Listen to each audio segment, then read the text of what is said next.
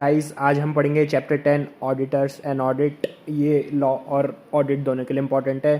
Chapter 7 law और chapter 4 law की video मैं डाल चुका हूँ। अगर तुम्हें और कोई चैप्टर के लिए भी चाहिए लॉ के लिए तो वो कमेंट सेक्शन में ज़रूर बता देना। तो आज हम पढ़ेंगे चैप्टर 10। बहुत ही शानदार रिवीजन होने वाला है। तीनों जो 2 चैप्टर मैं डाल चुका हूँ उनकी प्लेलिस्ट के साथ तुम्हारे को डिस्क्रिप्शन में लिंक मिल जाएगा। तो देखो, सबसे पहले तो मैंने इसके एंड के अंदर लिख रखा है सारे सेक्शंस, जो भी इसके अंदर सेक्शन है सारे। Section 139 appointment of auditor, 140 removal, सारे, और इन सब की अपन बात करेंगे, ठीक है ना।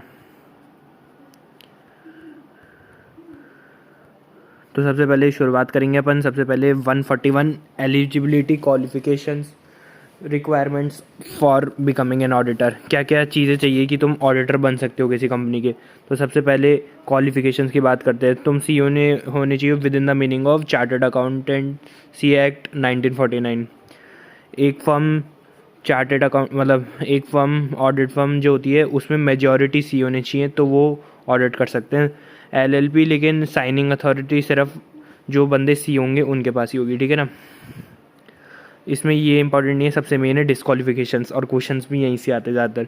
सबसे मेन है डिस्क्वालिफिकेशंस कि कौन कौन ऑडिट नहीं बन सकते। तो सबसे पहले बॉडी कॉर्पोरेट ऑडिट नहीं कर सकती अदर देन एलएलपी। एलएलपी अपन ने यहाँ बात ही कर ली थी। एलएलपी तो फिर भी ऑडिटर बन सकती है, लेकिन बॉडी कॉर्पोरेट एलएलपी वो ऑडिट नहीं कर सकती, ठीक है ना।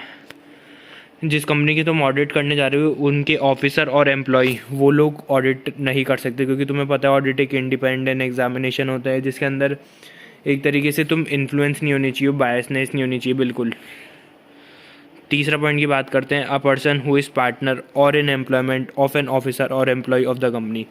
ये पॉइंट बहुत ही ध्यान से सुनना, बहुत ही सही से समझ आ जाएगा। देखो, सबसे पहले बोल रहे हैं कि एक कंपनी है जिसके तुम ऑडिट करने जा रहे हो, उसका ऑफिसर और उसका एम्प्लॉय, दो बातें। एक कंपनी जिसका ऑफिसर, कंपनी के अंदर एक ऑफिसर है और एक है एम्प्लॉय, 2 जने मान लो, एक ऑफिसर एक एम्प्लॉय। अब उन दोनों का या तो पार्टनर या फिर उन दोनों के अंडर कोई एम्प्लॉयमेंट में, मतलब एक तरीके से ये 4 केस बता रहे हैं कि कंपनी का ऑफिसर है, उसका पार्टनर, या फिर उसके नीचे जो एम्प्लॉय है वो, या फिर एम्प्लॉय है कंपनी का उसका पार्टनर, या फिर एम्प्लॉय के भी नीचे के एम्प्लॉय है वो। ये सारे बंदे ऑडिट नहीं कर सकते। अगर कुछ भी समझ नहीं आए वीडियो पीछे करके देख लेना। फिर है a person, his partner, his relative. A person मतलब वही ऑडिटर, उसका पार्टनर और उसका relative. Hold security in company और इट्स सब्सिडरी और इस holding associate company holding of subsidiary. ये अ पर्सन जो ऑडिटर है उसका पार्टनर और रिलेटिव कोई भी फाइनेंशियल इंटरेस्ट होल्ड नहीं करना चाहिए, कोई भी सिक्योरिटी होल्ड नहीं करना चाहिए कंपनी, उसकी सब्सिडरी, उसकी होल्डिंग एसोसिएट, इन सब में किसी में भी होल्ड नहीं करना चाहिए कोई भी सिक्योरिटी। इसकी लेकिन एक्सेप्शन है। सबसे पहले कि रिलेटिव होल्ड कर सकता है 1 लाख की फेस वैल्यू तक, अप टू 1 लाख की फेस वैल्यू। अगर वो 1 लाख की फेस वैल्यू से ज़्यादा करता है तो उसको 60 डेज़ के अंदर करेक्टिव एक्शन लेने पड़ेंगे, otherwise auditor is deem to have vacated his office. मतलब एक तरीके से ऑडिट डिस्क्वालिफिकेशन में आ जाएगा और उसको फिर ऑडिट वो आगे प्रोसीड नहीं कर पाएगा। तो अगर रिलेटिव 1 लाख, इसमें ध्यान रखना बहुत ज़्यादा केस स्टडी पूछते हैं लोग, बहुत ही ईजी सा है वैसे तो ये। रिलेटिव 1 लाख तक की फेस वैल्यू के इंटरेस्ट शेयर्स जो भी हैं वो होल्ड कर सकता है। 1 लाख से ऊपर गए तो 60 दिन के अंदर करेक्टिव एक्शन ले लेना। 1 लाख तक की लिमिट है। अब बात करते हैं इंडेप्टेड फ्रॉम कंपनी, उसकी होल्डिंग, उसकी सब्सिडरी, उसकी एसोसिएट, उसकी holding on subsidiary in excess of 5 lakh. तुम कंपनी से या तो ऑडिटर ने या फिर उसके पार्टनर ने या फिर रिलेटिव ने इंडेप्टेड मतलब लोन वोन ले रखा है इन सब से इन एक्सेस ऑफ 5 लाख। अगर 5 लाख से ज़्यादा ले रखा है तो वापस ऑडिटर डिस्क्वालिफिकेशन में आ जाएगा, और गारंटी ले रखी है 1 लाख से ज़्यादा तो वापस ऑडिटर डिस्क्वालिफिकेशन में आ जाएगा। उसके बाद बात करते हैं बिजनेस रिलेशनशिप। कंपनी के साथ तुम्हारी बिजनेस रिलेशनशिप नहीं होनी चाहिए एक्सेप्ट जो तुमने प्रोफेशनल सर्विसेज रेंडर करी। दूसरी जो कंपनियां होती हैं ना, जैसे एयरलाइन, हॉस्पिटल, होटल्स, ये सब ऑडिटर को गुड्स या सर्विसेज सप्लाई कर रहे हैं एज अ कस्टमर। ऑडिटर एक कस्टमर है। अब वो जिस कंपनी की ऑडिट कर रहा है उसकी एयरलाइन में वो ट्रैवल कर रहा है तो इसका मतलब वो सर्विसेज यूज़ कर रहा है, इससे वो इन्फ्लुएंस थोड़ी ना होगा। इसलिए ये दोनों एक्सेप्शन है। अगर ये है और प्रोफेशनल सर्विस दे रहा है तो वो डिस्क्वालीफाइड नहीं है। A person whose relative is a director और KMP, डायरेक्टर और KMP का रिलेटिव भी नहीं बन सकता। A person who is in full time employment और has been completed 20 company audits other than OPC small company private company जिसकी paid up share capital less than 100 crore है। एक पर्सन जो कि फुल टाइम एम्प्लॉयमेंट में कंपनी के वो कर ही नहीं सकता, वो तो पहले भी बात हुई थी एम्प्लॉई। और दूसरा जिसने 20 टैक्स कंपनी की ऑडिट कंप्लीट कर चुका हो, उसकी लिमिट पूरी हो चुकी है, वो भी वापस ऑडिट नहीं कर सकता। एक पर्सन जो कि jail convicted by the court, वो पहले ही जेल जा चुका है और उसको जो उसने काम जिस चीज़ की वजह से वो गया था उसको 10 साल एलैप्स नहीं हुए। अगर 10 साल एलैप्स नहीं हुए तो वो डिस्क्वालीफाइड है। अगर 10 साल एलैप्स हो गए हैं तो वो फिर किसी की भी ऑडिट कर सकता है। और अगर ऑडिटर सेक्शन 144 में सर्विसेज रेंडर करता है तो भी वो डिस्क्वालीफाइड है।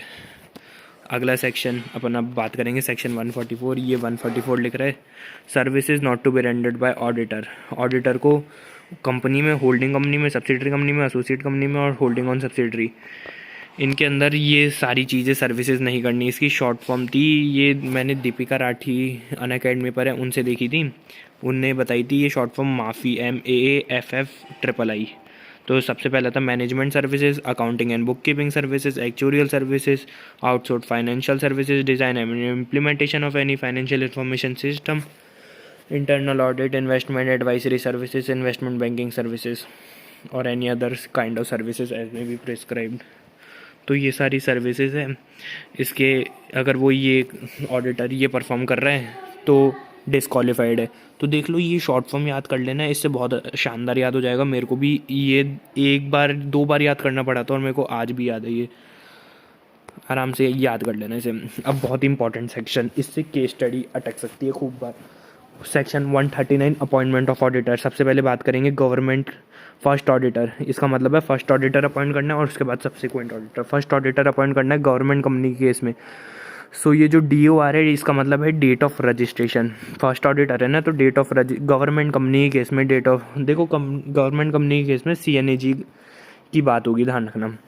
डेट ऑफ रजिस्ट्रेशन होगा, मतलब उससे डेट ऑफ रजिस्ट्रेशन से लेकर CNAG 60 डेज़ के अंदर ऑडिटर को अपॉइंट करेगी। अगर CNAG फेल होती है तो बोर्ड ऑफ डायरेक्टर 30 डेज़ में करेंगे, और अगर बोर्ड ऑफ डायरेक्टर भी नहीं कर पाते तो मेंबर्स करेंगे EGM के अंदर, ध्यान रखना EGM के अंदर 60 डेज़ में। तो इसका है 60-30-60। अगर बात करते हैं नॉन गवर्नमेंट कंपनी के केस में, सो डेट ऑफ रजिस्ट्रेशन से अपन देखेंगे इसके अंदर CNAG नहीं आएगा क्योंकि ये नॉन गवर्नमेंट है, तो इसमें सीधा लेंगे बोर्ड ऑफ डायरेक्टर 30 डेज़। और अगर बोर्ड ऑफ डायरेक्टर फेल होते हैं तो मेंबर्स करेंगे EGM के अंदर 90 डेज़ में, या 90 है, सो इधर है 30-90 और ऊपर है 60-30-60, याद रखना। अब बात करते हैं सब्सिक्वेंट ऑडिटर। गवर्नमेंट के केस में मैंने तुम्हें बताया था क्या बात करेंगे, CNAG के बारे में, ठीक है ना। सो गवर्नमेंट के केस में DOC, date of commencement of the financial start होगा उसके 180 दिन के अंदर CNAG अपॉइंट करेगा सब्सिक्वेंट ऑडिटर। नॉन गवर्नमेंट के केस में मेंबर्स अपॉइंट करेंगे फर्स्ट AGM से लेकर 6th AGM तक, 5 साल ऑडिटर रहता है, 6th AGM में मेंबर्स अपॉइंट कर लेंगे। अब बात करते हैं filling up of casual vacancies 139 subsection 8। इसमें filling up of casual vacancy में गवर्नमेंट कंपनी के केस में ऑल रीज़न, अगर ऑडिटर कोई भी रीज़न की वजह से लीव करता है, देखो filling up of casual vacancy में एक चीज़ याद रखना, या तो 30 दिन होंगे, 3 महीने, 30 दिन 3 महीने, मतलब इसमें ये 60 दिन ये सब कुछ नहीं है, 30 दिन और 3 महीने, ये 2 चीज़ें हैं। अब गवर्नमेंट के केस में अगर वो कोई भी रीज़न की वजह से ऑडिटर लीव कर रहा है तो CNAG 30 डेज़ के अंदर अपॉइंट करेगी ऑडिटर, और अगर वो नहीं कर पाए तो बोर्ड ऑफ डायरेक्टर 30 डेज़ के अंदर। और अगर बात करते हैं नॉन गवर्नमेंट कंपनी केस में, 2 केसेस है, या तो वो रेजिग्नेशन कर रहा है कि भाई मैं तो खुद ही छोड़ के जा रहा हूँ, या फिर कोई और रीज़न से। अगर रेजिग्नेशन कर रहा है ना तो बोर्ड ऑफ डायरेक्टर 30 डेज़ में अपॉइंट करेंगे नया ऑडिटर, और साथ ही साथ 3 महीने में अप्रूव करेंगे जर्नल मीटिंग में। जर्नल मीटिंग बाय मेंबर्स होगी और 3 महीने में जो बोर्ड ऑफ डायरेक्टर ने अपॉइंट करा है उसे अप्रूव करेंगे। उसके बाद बात करते हैं अदर रीज़न में बोर्ड ऑफ डायरेक्टर 30 डेज़ के अंदर फिलिंग अप करेंगे कैजुअल वैकेंसी, मतलब जो भी ऑडिटर लीव करके जा चुका है तो नया अपॉइंट करेंगे 30 दिन में, ठीक है ना। अब जो नया ऑडिटर आया ना वो होल्ड करेगा office until the conclusion of next AGM, मतलब देखा है ना ऊपर कि ये 6th AGM के अंदर अपॉइंट होगा, मतलब स्टार्ट होगा उसका टाइम पीरियड, जो कि अपना अगला टॉपिक है। तो इसलिए जो मतलब मान लो कि 1 साल एजीएम होने से पहले अगर दूसरा जो मतलब पहले से जो ऑडिटर था वो डिस्क्वालीफाइड हो गया, तो नया जो ऑडिटर अपॉइंट हुआ है ना वो होल्ड करेगा ऑफिस उसका until the conclusion of next AGM, जब वो अपॉइंट होगा, ठीक है ना। रोटेशन ऑफ ऑडिटर एप्लीकेबिलिटी, देखो वैसे तो ये लिमिट है, इसको मतलब छोड़ सकते हो तुम लिमिट, तो ये वाली इतनी इंपॉर्टेंट नहीं है, लेकिन बस लिख रखी है। रोटेशन ऑफ ऑडिटर मतलब ये जो रोटेशन का प्रोविजन है ना कि एक टर्म ऑफ ऑडिटर, कि ऑडिटर कितने साल तक एक कंपनी की ऑडिट करता है, तो individual 1 term of 5 consecutive years, मतलब एक इंडिविजुअल जो ऑडिटर है वो 5 साल लगातार एक कंपनी की ऑडिट कर सकता है। उसके बाद कूलिंग पीरियड रहेगा 5 साल के लिए, वो वापस उसी कंपनी की 5 साल ऑडिट नहीं कर सकता। ध्यान रखना, इसमें ऑडिटर सेम कंपनी में 5 साल तक ऑडिट नहीं कर सकता, उसके ऑडिट के 5 साल के बाद, ठीक है ना। ऑडिट 5 साल तक कर, पहले तो उसका टर्म है 5 साल तक कि 5 साल तक कॉन्जिक्यूटिवली वो कर ले, उसके बाद 5 साल उस कंपनी की वो स्टैट्यूटरी ऑडिट नहीं कर सकता। अगर ऑडिट फर्म है तो 2 टर्म्स ऑफ 5 कॉन्जिक्यूटिव ईयर्स और कूलिंग पीरियड सेम इधर 5 ईयर्स ही है, ठीक है ना। सेक्शन 139 अपॉइंटमेंट ऑफ ऑडिटर, देखो ऑडिटर को अपॉइंटमेंट करना है, तो auditor shall hold office from the conclusion of first AGM till the conclusion of 6th AGM, ये पहली बात हो गई। कंपनी, देखो ऑडिट कमेटी किस किस कंपनी को बनानी पड़ेगी, 177 सेक्शन में ये बात है। लिस्टेड कंपनी का तो मैंने तुम्हें बताया था, लिस्टेड पब्लिक कंपनी हर सेक्शन इस पर लगता है। अब अनलिस्टेड पब्लिक कंपनी है तो paid up share capital 10 crore से ज़्यादा, टर्नओवर 100 करोड़ से ज़्यादा, बोरिंग 50 करोड़ से ज़्यादा, अगर ये है तो तुम्हें ऑडिट कमेटी बनानी पड़ेगी जो कि ऑडिटर अपॉइंट करेगा। The audit committee recommend the name of an individual और firm as auditor to board of director. Audit committee बना तो लिया, अब उसका काम क्या है, देखो नाम से ही समझ आ रहा है कि ऑडिट कमेटी का काम है ऑडिटर को अपॉइंट करना, या फिर ऑडिट इंडिविजुअल भी हो सकता है और ऑडिट फर्म भी हो सकती है। अब वो लोग ऑडिट तो मतलब रेकमेंड करेंगे ऑडिटर को, उनने सेलेक्ट करा, अब वो रेकमेंड करेंगे किसको, बोर्ड ऑफ डायरेक्टर को, कि भाई हम तो ये बोल रहे हैं कि इस बंदे को ऑडिटर बना लो। अब बोर्ड ऑफ डायरेक्टर के पास 2 चॉइसेस है, या तो वो एग्री करेंगे तो वो फर्दर रेकमेंड करेंगे बोर्ड ऑफ मेंबर्स को इन एजीएम, मतलब ऑडिट कमेटी, उसके बाद बोर्ड ऑफ डायरेक्टर्स, उसके बाद मेंबर्स। अगर वो डिसएग्री करते हैं कि ऑडिट कमेटी ने जो ऑडिटर अपॉइंट करा वो बोर्ड ऑफ डायरेक्टर को पसंद नहीं आ रहा, तो वो सीधा करेंगे, ये देखो ये लैंग्वेज याद रखना, मैंने थोड़ी बुक की लैंग्वेज लिखी हुई है। Refer back the recommendation to committee for reconsideration citing reasons for disagreement, मतलब जो बोर्ड ऑफ डायरेक्टर है वो बोलेंगे भाई ये ऑडिटर हम डिसएग्री कर रहे हैं, ये तुम वापस लो, और हम रीजंस दे रहे हैं कि हम डिसएग्रीमेंट क्यों कर रहे हैं, मतलब मना क्यों कर रहे हैं कि ये ऑडिटर नहीं। अब देखो अगर बोर्ड ऑफ डायरेक्टर डिसएग्री कर देंगे तो ऑडिट कमेटी वाला जो ऑडिटर है वो नहीं बनेगा, तो बोर्ड ऑफ डायरेक्टर खुद से मेंबर्स को भेजेंगे, मतलब खुद से ऑडिटर अपॉइंट करेंगे और मेंबर से उनका अप्रूवल लेंगे, मतलब मेंबर्स उन्हें अप्रूव करेगा उस ऑडिटर को जो बोर्ड ऑफ डायरेक्टर सेलेक्ट करेंगे। देखो कंपनी नोटिस देगी ऑडिटर को, आरओसी को, नाफरा को within 15 days of end of the meeting. अब देखो a retiring auditor may be reappointed at an AGM if, एक ऑडिटर जो रिटायर हो रहा है वो वापस अपॉइंट हो सकता है एजीएम में अगर वो डिस्क्वालीफाइड नहीं है। देख लो यहाँ तो वो डिस्क्वालीफाइड हो गया था ना वो 5 साल की में, यहाँ से तो वो डिस्क्वालीफाइड हो जाएगा, तो अगर वो डिस्क्वालीफाइड नहीं है तो ऑडिटर रीअपॉइंट हो सकता है, और उसने कोई भी नोटिस नहीं दिया है कंपनी को कि भाई मैं नहीं रीअपॉइंट होना चाहता, और साथ ही साथ कोई एसआर भी पास नहीं है दूसरे ऑडिटर को अपॉइंट करने के लिए। सिंपल सा है बहुत। अब बात करते हैं सेक्शन 140 के बारे में, removal resignation of auditor before expiry term. Auditor को तुम्हें उड़ाना है, उसका टर्म खत्म ही नहीं है उससे पहले तुम्हें उड़ाना है, तो 2 चीज़ें हैं, एसआर पास करना पड़ेगा, अप्रूवल ऑफ सीजीसीए। अब देखो ध्यान से सुनना, कंपनी है, कंपनी के जो बोर्ड ऑफ डायरेक्टर है वो बोर्ड रेजोल्यूशन पास करेंगे बोर्ड मीटिंग में, बोर्ड रेजोल्यूशन पास करने के 30 दिनों के अंदर वो सीजी का अप्रूवल लेंगे। देख लो 2 चीज़ें थी ना, अप्रूवल ऑफ सीजी और एसआर, तो 30 दिन के अंदर वो सीजी का अप्रूवल लेंगे। सीजी के अप्रूवल आते ही 60 दिन के अंदर एजीएम कंडक्ट करेंगे जहाँ पे एसआर पास करेंगे, और ऑडिटर गायब, उड़ा देंगे उसे। साथ ही साथ ऑडिटर को उड़ाने से पहले उसको reasonable opportunity of being heard भी देंगे कि भाई तेरे को कुछ बोलना है तो बोल वरना जा। अब देखो auditor has resign from the company, auditor अगर रिज़ाइन कर रहा है, खुद रिज़ाइन कर रहा है वो कंपनी से, कंपनी नहीं उड़ा रही, वो खुद रिज़ाइन कर रहा है। अगर नॉन गवर्नमेंट में केस में तो वो कंपनी और आरओसी को with in 30 days with reasons and facts relevant for his resignation, company को वो नोटिस देगा और आरओसी को भी 30 दिन के अंदर नोटिस देगा, और साथ में बताएगा रीजंस और फैक्ट्स जिससे वो मतलब जिस वजह से वो रेजिग्नेशन कर रहा है। अब देखो गवर्नमेंट कंपनी के केस में तो मैंने बताया तुम्हें एक नाम याद रखना है, CNAG। तो कंपनी और ROC को भेज ही रहा था पहले, अब CNAG को भी भेज देगा और वही 30 दिन के अंदर रेलिवेंट फैक्ट्स, रीजंस, इन्फॉर्मेशन, ठीक है ना। कॉन्ट्रावेंशन तो इतना कोई मतलब है नहीं, फिर भी एक बार रीड मार लेना थोड़ा। अब बात करते हैं, if application is made by CG and tribunal is satisfied that any change of the auditor is required, it shall within 15 days of receipt of application order to appoint new auditor, CG appoint new auditor, not be eligible for becoming auditor और liable under section fraud. अब देखो इसमें क्या है, application दी गई है CG और tribunal is satisfied, मतलब अगर CG और मतलब CG एप्लीकेशन दे रही है ट्रिब्यूनल को, इधर मैंने थोड़ी लैंग्वेज गलत लिख रखी है तो तुम मेरी बात ध्यान से सुनना। CG अगर कोई एप्लीकेशन दे रही है ट्रिब्यूनल को कि भाई ये ऑडिटर हटाओ, फालतू है ये ऑडिटर, तो वो 15 दिन के अंदर जैसी एप्लीकेशन रिसीव होगी एक न्यू ऑडिटर अपॉइंट करेगी। साथ ही साथ जो पुराना ऑडिटर है not be become eligible for 5 years in any company, दूसरी कोई भी कंपनी हो 5 साल तक ऑडिट नहीं करेगा और लाइबल रहेगा 447 में, फ्रॉड में। तो कोई वैसे इतना इंपॉर्टेंट प्रोविज़न नहीं है ये, लेकिन फिर भी मैंने लिख रखा है खुद के याद करने के लिए। Remuneration of auditor section 142। देखो सबसे पहले बात करते हैं जो फर्स्ट ऑडिटर होगा, ध्यान रखना फर्स्ट ऑडिटर, उसकी रेमुनरेशन फिक्स करेंगे बोर्ड, और जो सब्सिक्वेंट ऑडिटर होगा उसकी रेमुनरेशन फिक्स करेंगे जनरल मीटिंग में बाय मेंबर्स, ठीक है ना। अब देखो रेमुनरेशन में क्या क्या इंक्लूडेड है, ये बात ध्यान से सुनना, ये तो मैं समझ नहीं आएगा क्योंकि मैंने बाद में कोई क्वेश्चन नहीं आया तो उसमें से लिखा था। सबसे उन ऑडिटर को क्या क्या चीज़ें मिलेगी, सबसे पहले उसको मिलेगा रेमुनरेशन, दूसरा मिलेगा एक्सपेंसेस फॉर ऑडिट, मतलब जो एक्सपेंसेस उसके इनकर्ड होंगे ना ऑडिट के अंदर वो, और any other sum payable to audit और services rendered by the audit, कोई और सम उसे देना है या फिर उसने कोई और सर्विसेज रेंडर करी तो उसका पैसा उसे दे देंगे, ठीक है ना। अब बात करते हैं powers and duties of auditor section 143।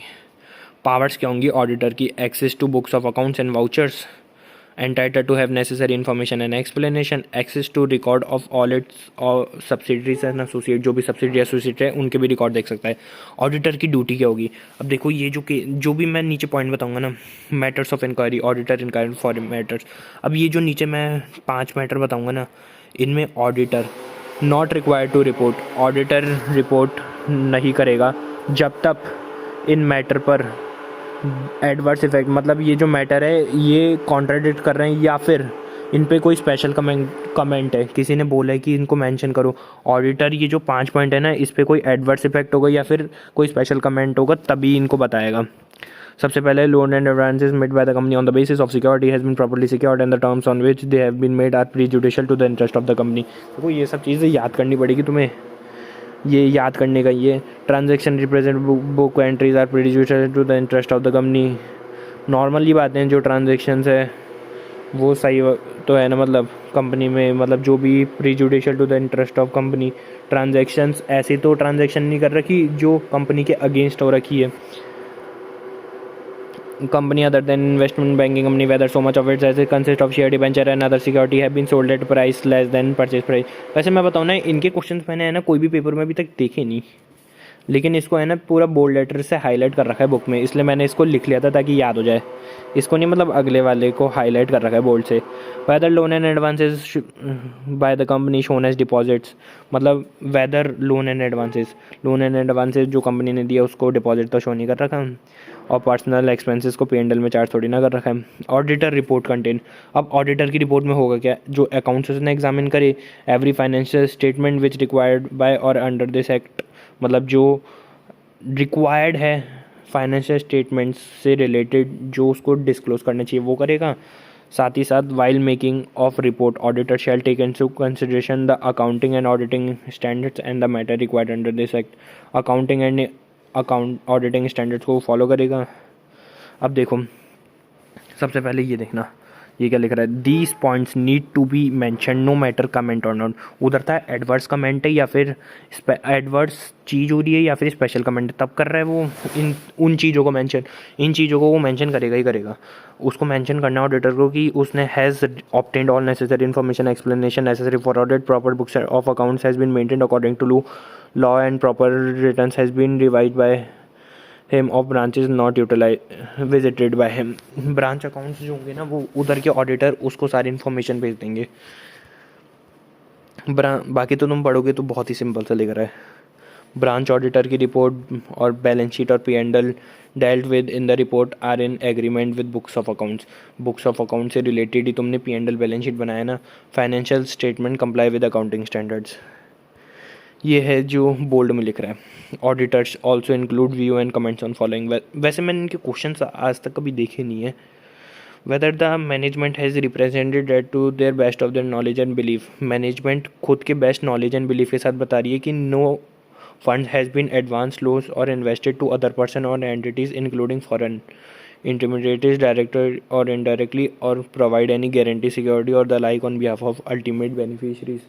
Management बता रही है कि भाई हमारे बेस्ट नॉलेज से है कि हमने कोई भी पैसे वैसे एडवांस लोन किसी को भी, कोई पर्सन को, एंटिटी को नहीं करे। वेदर हमने डायरेक्टली या इनडायरेक्टली या फिर किसी को गारंटी भी नहीं दी सिक्योरिटी, और किसी के बिहाफ पे भी सिक्योरिटी नहीं दी।